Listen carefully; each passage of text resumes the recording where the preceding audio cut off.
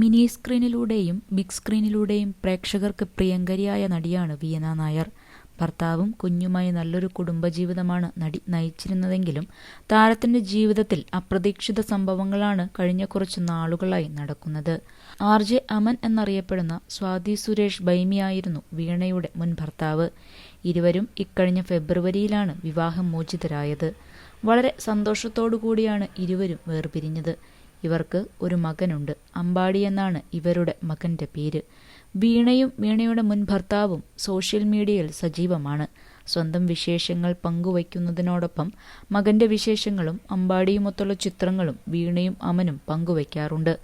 വീണയ്ക്കൊപ്പമാണ് മകൻ നിൽക്കുന്നത് എങ്കിലും അമന്റെ ഒപ്പം ഇടയ്ക്ക് അമ്പാടി പോകാറുണ്ട്. ഇപ്പോഴിതാ തന്റെ മകൻ ആദ്യമായി ശബരിമലയിലേക്ക് പോകാൻ മാലയിട്ടതിന്റെ വീഡിയോയാണ് വീണ തന്റെ ഇൻസ്റ്റയിലൂടെ പങ്കുവച്ചിരിക്കുന്നത്. അങ്ങനെ കന്നി അയ്യപ്പനായി മാലയിട്ടു. ഇനി വ്രതശുദ്ധിയുടെ ദിനങ്ങൾ. സ്വാമിയെ ശരണമയ്യപ്പ എന്ന ക്യാപ്ഷനോടെയാണ് വീണ വീഡിയോ പോസ്റ്റ് ചെയ്തിരിക്കുന്നത്.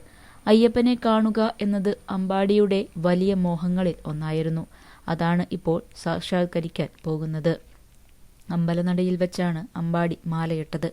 ക്ഷേത്രത്തിൽ പൂജിച്ച മാല പൂജാരി കയ്യിൽ കൊടുക്കുകയും തുടർന്ന് ഭഗവാന്റെ മുന്നിൽ വെച്ച് തന്നെ മാലയിടുകയുമായിരുന്നു. തുടർന്ന് അമ്പലത്തിന്റെ പുറത്തുകൂടി നടന്നുവരുന്ന അമ്പാടിയെ വീഡിയോയിൽ കാണാൻ സാധിക്കും. നിരവധി ആളുകളാണ് വീഡിയോയ്ക്ക് കമന്റ് ചെയ്തിട്ടുള്ളത്. സ്വാമി ശരണം എന്നാണ് എല്ലാ ആരാധകരും കമന്റ് ചെയ്തിരിക്കുന്നത്. ഗായകനും സംഗീതജ്ഞനും ഡാൻസറും റേഡിയോ ജോക്കിയും ഒക്കെയാണ് RJ അമൻ. വീണയുടെയും അമന്റെയും പ്രണയവിവാഹമായിരുന്നു. രണ്ടുപേരുടെയും പ്രണയത്തെക്കുറിച്ചൊക്കെ തുറന്ന് സംസാരിച്ചിട്ടുണ്ട് അമനും വീണയും. വീണയുമായുള്ള വിവാഹമോചനത്തിന് ശേഷം അമൻ മറ്റൊരു പെൺകുട്ടിയുമായി പ്രണയത്തിലാണ് ഇപ്പോൾ. റീബ റോയ് എന്നാണ് പേര്.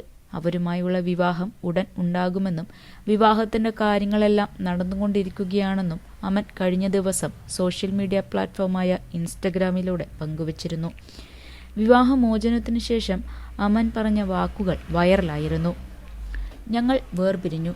മകന്റെ കാര്യത്തിനായി ഞാൻ എപ്പോഴും കൂടെയുണ്ടാവും. അച്ഛൻ എന്ന നിലയിലുള്ള ഉത്തരവാദിത്വങ്ങളിൽ നിന്നും ഞാൻ ഒഴിഞ്ഞു മാറുകയില്ല. അത്ര എളുപ്പമുള്ള കാര്യമല്ല ഇത്. ചില സമയത്ത് ജീവിതം ഇങ്ങനെയാണ്. നമ്മൾ ശക്തരായി നിന്നേ പറ്റൂ.